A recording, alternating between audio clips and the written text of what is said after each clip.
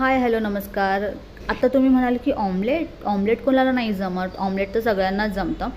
आणि तसं काही मी ऑमलेटमध्ये स्पेशल असं काही केलेलं नाही आहे. नॉर्मल आपलं हळद, लाल तिखट मसाला, कांदा, मिरची आणि भरपूर अशी कोथिंबीर टाकून हे ऑमलेट बनवलेलं आहे. पण हा व्हिडिओ बनवण्याचं कारण असं आहे की ऑमलेट माझ्याकडून आधी बनायचं नाही, कारण की मी जेव्हा पलटी करायची तर ते ऑमलेट माझ्याकडून तुटून जायचं.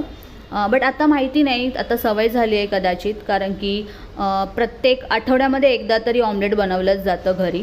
इवन मुलांना जर एखादी भाजी आवडीची नसेल तर तेव्हाही क्विक असं आपण काय बनवू शकतो, तर ते ऑमलेट आहे.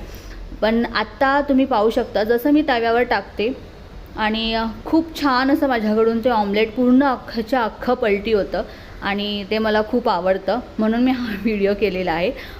तुम्ही मला सांगू शकता की कोणाकोणाकडे असं ऑमलेट बनवता तुटतं किंवा अख्खच्या अख्खा पलटी